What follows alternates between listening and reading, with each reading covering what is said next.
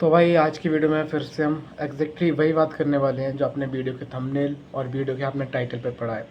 तो आज की वीडियो में आपको बताने वाला हूँ क्वांट की भाई स्ट्रेटजी। भाई काफ़ी आप लोगों के मैसेज आ रहे थे मतलब कमेंट सेक्शन पे कि भाई आप क्वांट की स्ट्रेटजी के बारे में बताओ, प्री से लेके पूरे मेंस तक कैसे आपने कवर किया।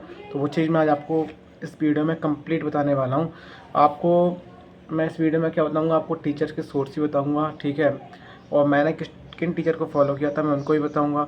और कुछ ऐसे 5 चीज़ और बताऊंगा जो आपको, जो आप क्वांट्स पे आप काम कर रहे हो अपने बेसिक कॉन्सेप्ट्स पे, तो आप उन 5 चीज़ों को आप मतलब उन 5 चीज़ों पे आपको फोकस करना है। बहुत ज़रूरी है भाई, वो 5 टिप्स बहुत इंपॉर्टेंट है।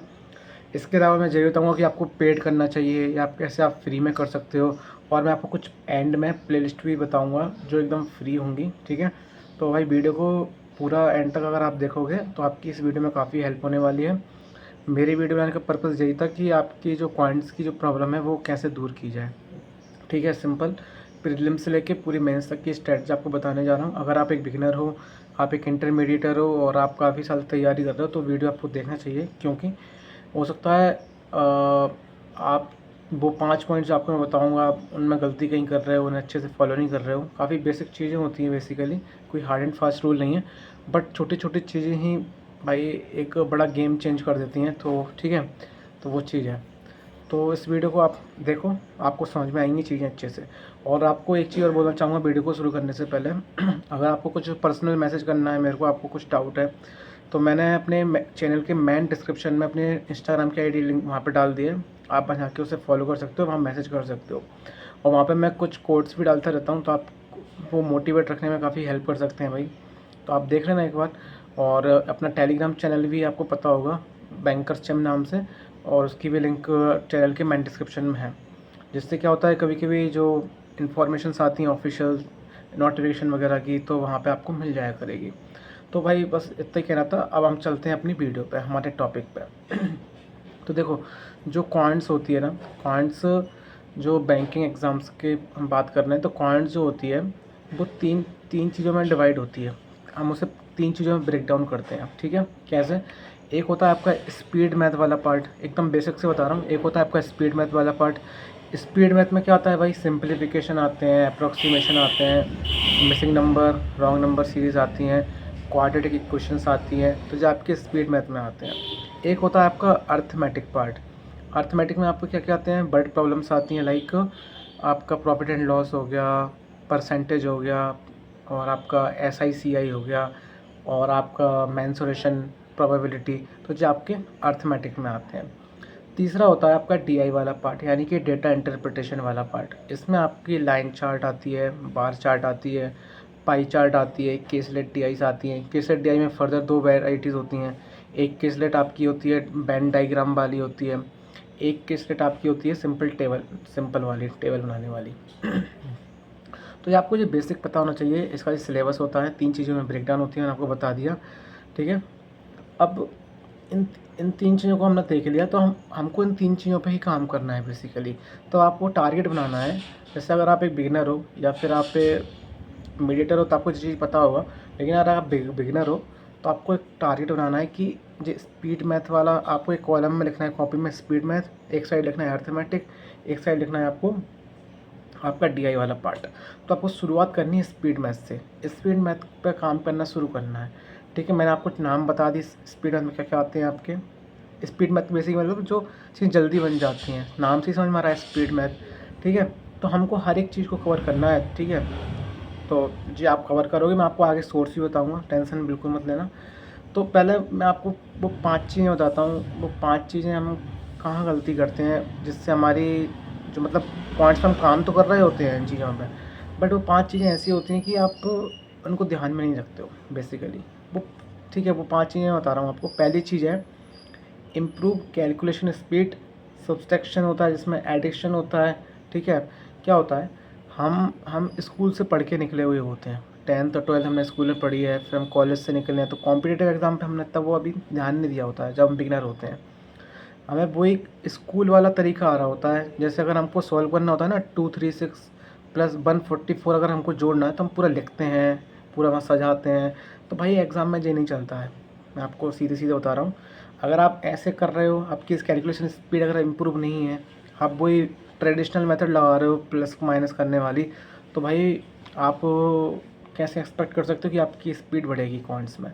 आप भले ही इन चैप्टर्स पे काम कर लो जो मैंने आपको बताए हैं, बट अगर आपकी कैलकुलेशन स्पीड ही अच्छी नहीं है तो कैसे काम चलेगा। तो आपको अपनी कैलकुलेशन स्पीड अच्छी करनी है, ठीक है। कैलकुलेशन स्पीड में क्या होता है, बेसिक आपका सब्सट्रैक्शन हो गया, एडिशन हो गया, यही होती है ना, वैदिक मैथ्स हो गई। तो यहाँ पे आपको थोड़े तरीके पता चल जाते हैं कि आप कैसे थोड़ा इनको जल्दी जल्दी सॉल्व कर सकते हो, ठीक है। लाइक अगर आपको 144 + 236 ऐड करना है, तो आप एक तो स्कूल वाला तरीका लगाओगे, पूरा जमा जमा के लिखोगे। एक घटाने वाला तरीका होता है, आप वही पुराने स्कूल मेथड से करोगे तो भाई टाइम लगेगा, समझ रहे हो। टाइम का बहुत बड़ा खेल होता है। तो आपको क्या करना है, यूट्यूब पे जाना है, यूट्यूब पे सर्च करना है कि कैलकुलेशन स्पीड कैसे इम्प्रूव करें बाय आशीष अरोड़ा सर, आप डाल देना।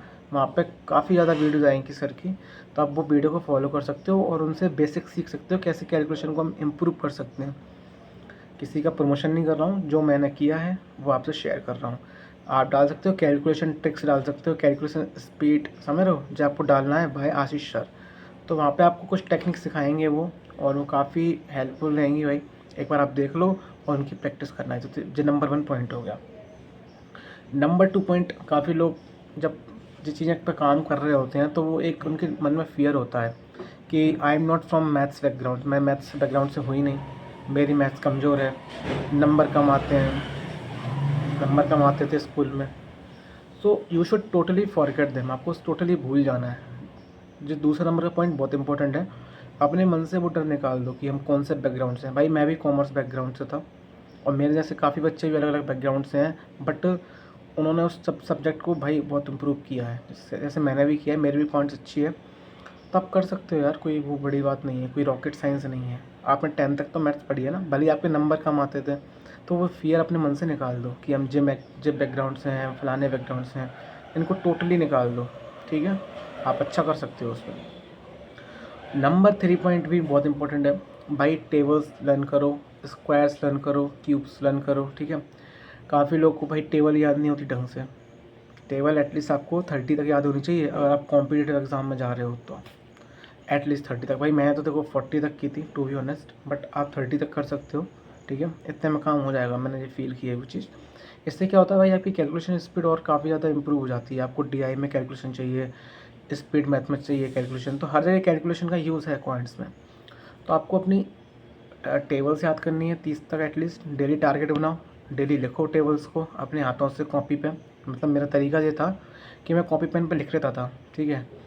याद नहीं होती है भाई ऐसे, लेकिन आप डेली जब उनको लिखोगे, नोट डाउन करते करते करते करते, तो एक दिन आपके दिमाग में छप जाएगी चीज़। वो आपको करना है, काम करना पड़ेगा। 30 तक कम से कम टेबल्स याद करो, 30 तक स्क्वायर याद करो एटलीस्ट, और 20 तक आप क्यूब्स याद कर लो, तो ये इनफ है आपके लिए, ठीक है। उनको राइट करो, अगेन एंड अगेन लिखो, डेली आधा घंटा इन चीज़ों पे ही दो, अपनी कैलकुलेशन स्पीड इम्प्रूव करने पे और ये टेबल्स वगैरह इनको लिखने पे। तो आप 1 महीने में आप पाओगे कि आपने एक पूरा रजिस्टर ख़राब कर दिया इन चीज़ों से भर भर के, लेकिन आप इम्प्रूवमेंट कितना कर जाओगे वो आप भी नहीं जानते, ठीक है। तो वो चीज़ आपको याद रखना है। नंबर 4 पॉइंट है, after complete 1 chapter practice the questions of the previous chapter. क्या होता है, आपने एक चैप्टर कंप्लीट किया, काफ़ी लोग जो गलती करते हैं अर्थमेटिक का, आपने प्रॉफिट एंड लॉस किया, अब आप आगे बढ़े SICI पे, अब आपने उसे कंप्लीट तो कर लिया, अब वहीं छोड़ दिया बस। तो अब आप चले गए SICI पे, आपको लग रहा है कि आप सीख रहे हो, बट आपकी उस पर प्रैक्टिस ही नहीं है। एक तो होता है भाई चीज़ों को लर्न करना, एक होता है उसे इम्प्लीमेंट करना। तो आपको इम्प्लीमेंटेशन पे ज़्यादा काम करने पड़ेगा, ठीक है। सीखो, अपने स्टडी को टाइम दो, ऐसा नहीं कि जल्दी जल्दी भगे जा रहे हो, नहीं, समय लेके तैयारी करो। आपने एक चैप्टर कंप्लीट किया, उसकी प्रैक्टिस करो अच्छे से। प्रैक्टिस कैसे कर सकते हो, PDF निकालो, यूट्यूब पे ही सर्च कर लो, ठीक है। यूट्यूब पे ही सर्च कर लो, जो टॉपिक डाल दो, नाम आज तो सब खुल जाता है यूट्यूब पे, और उससे प्रैक्टिस करो। नहीं आ रहा है तो टीचर की वीडियो देखो कैसे उन्होंने सॉल्व करवा रखा है। तो प्रैक्टिस इज़ वेरी इंपॉर्टेंट। आप वो 10 क्वेश्चन लो, उनको ही बार बार सॉल्व करो। मैं तो बार बार वही क्वेश्चन सॉल्व करता था जो पहले मैंने किए हैं। तो उससे क्या होता है, आप उन चीज़ों की फ्रेमिंग अच्छे से समझ जाते हो। तो कहने की बात यह है कि पुराना जो चैप्टर पढ़ा है उसका रिवीजन करना मस्ट है, और उसको फिर से प्रैक्टिस करना बहुत मस्ट है, ठीक है। जब जाके आपको नेक्स्ट टॉपिक पर बढ़ना है। तो ये आपको चीज़ पता होना चाहिए। 5 पॉइंट्स काफ़ी ज़्यादा इंपॉर्टेंट है। 5th वाला पॉइंट भी, make notes of each topic. क्या होता है, हम जब कोई चैप्टर कंप्लीट करते हैं तो हम नोट्स ही नहीं बनाते हैं, बड़ा उसमें उसमें प्रोक्रेस्टिनेशन कर देते हैं कि भाई हम नहीं बना रहे नोट्स, कौन बनाए। ठीक है, तो ये चीज़ आपको नहीं करना है। आपको क्या करना है, आपको नोट्स बनाने हैं। हर हर जो टॉपिक कवर कर रहे हो अपने हाथों से उसके नोट्स बनाने हैं। भले आपको पीडीएफ कितनी मिल जाए उस पर्टिकुलर क्लास की, बट आपको नोट्स बनाने हैं। नोट से क्या होता है भाई, आपको एक डायरेक्शन मिलती है सही। नोट्स जब हम बनाते हैं तो हमारी आँखें, हमारा दिमाग और हमारे हाथ, ये तीनों चीज़ें एक साथ वर्क कर रहे होते हैं, जिससे हमारे जो न्यूरॉन्स होते हैं अंदर, उनके सिग्नल्स और ज़्यादा इम्प्रूव होते हैं पहले से ज़्यादा। क्योंकि आप जब पीडीएफ से पढ़ते हो तो केवल आप आँखों से और दिमाग से पढ़ते हो, बट आपकी कुछ फिजिकल मूवमेंट नहीं हो रही होती है, तो वो काफ़ी पैसिव पोजीशन होती है। बट आप जब आप नोट्स बनाते हो तो आपका हैंड का भी यूज़ होता है, आपका दिमाग का भी यूज़ होता है, आपकी आँखों का भी यूज़ होता है। जब इन तीन चीज़ों का कॉम्बिनेशन बैठता है ना, तो जो लर्निंग की कैपेसिटी है, आपकी कैपेबिलिटी है, और ज़्यादा इनहेंस हो जाती है। तो इस चीज़ पे आपको याद रखना है भाई। मेरे भी काफ़ी पीछे नोट्स रखे हुए हैं, काफ़ी कभी दिखाऊंगा आपको, बहुत बनाए हैं मैंने, लेकिन उनको बनाने का फ़ायदा बहुत हुआ है। ठीक है, चाहे जब आप उनको उठा के रिविज़न कर सकते हो, कहीं फँस रहे हो तो वहाँ पर चेक कर सकते हो, और अपनी अपनी अपनी राइटिंग में बनाओ। ठीक है, अपने लिखो खुद से, दो दो कलर की पेन लो, ब्लू और ब्लैक, तो थोड़ा सजा सजा के लिखोगे थोड़ा अच्छे से, तो उसमें इंटरेस्ट आएगा थोड़ा। समझ रहे हो, हम क्लाउड बना देते हैं, कुछ हाईलाइट कर देते हैं, तो वो थोड़ा क्रिएटिविटी होती है, तो उससे आप जल्दी सीखते हो बेसिकली। ठीक है, तो मैंने आपको ये 5 पॉइंट्स बता दिए, मैंने आपको पूरा ब्रेक डाउन कर दिया क्वांट्स का सिलेबस का। अब मैं आपको बता रहा हूँ अब आपको कौन से टीचर को फॉलो करना चाहिए, मतलब क्या सोर्सेस हो सकते हैं। देखो, टीचर सब अपने आप में सब अच्छे होते हैं भाई, पहली बात। ठीक है, मैं आपको कुछ टीचर के रिकमेंडेशन कर देता हूँ, और फिर यही बताऊँगा कि आपको इनमें से कैसे चूज़ करना है। देखो, एक आशीष अरोड़ा सर हैं, काफ़ी अच्छे टीचर हैं। हर्षल अग्रवाल सर हैं, शांतनु शुक्ला सर हैं, और एक कौशिक मोहंती सर हैं।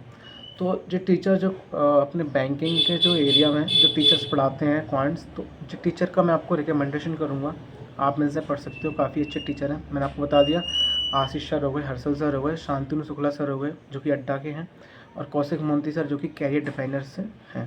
ठीक है, तो आपको चूज़ कैसे करना है कि आपके हिसाब से कौन फिट बैठ रहा है। ऐसा तो नहीं आप सबसे ही करने लग जाओगे, पर तो आप कुछ नहीं कर पाओगे। तो एक टीचर को पढ़ना है कैसे, हर एक टीचर की यूट्यूब पे जाओ, एक एक घंटे की क्लास लगाओ हर एक टीचर की। समय दो, आज का समय निकालो, और एक एक टीचर की, हर एक टीचर की एक एक घंटे की क्लास देखो। फिर आपको कुछ समझ में आएगा कि मेरे को इनसे पढ़ना चाहिए, इनसे पढ़ना चाहिए, इनसे पढ़ना चाहिए, इनसे पढ़ना चाहिए। क्या होता है, ट्यूनिंग सेट करना बहुत इंपॉर्टेंट होता है टीचर से। जब तक आपकी वो ट्यूनिंग सेट नहीं हो रही, तो कितना भी अच्छा टीचर हो तो आप उससे नहीं समझ पाओगे।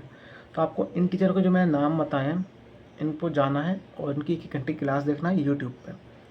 और मेरे से पूछो तो भाई मैंने किससे पढ़ा था वैसे पूरा क्वांट्स, तो मैंने भाई पढ़ा था शांतनु शुक्ला सर से, मैं खुद बता रहा हूँ, जो कि अड्डा 247 के सर हैं।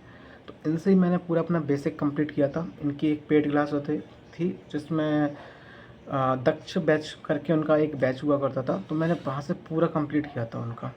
ठीक है, तो ये मेरा पर्सनल था, ऐसा नहीं कि आपको भी इनसे ही करना है। इट इज़ नॉट नेसेसरली आपको भी इनसे करना है, बट आप सब पे जा, इन टीचरों पे जाओ, एक एक घंटे की क्लास देखो, आप कर सकते हो फिर। ठीक है, और काफ़ी लोग कहते हैं भाई पेड नहीं है, पेड नहीं ले सकते हम। तो पेड और फ्री में क्या फ़ायदा होता है, पेड में आपको ज़्यादा ढूंढना नहीं पड़ता, आपको सिस्टमेटिक वे में काफ़ी मिल जाता है। ठीक है, आपको पूरा शेड्यूल मिल जाता है कि जे क्लास है, जे क्लास है, जे क्लास है।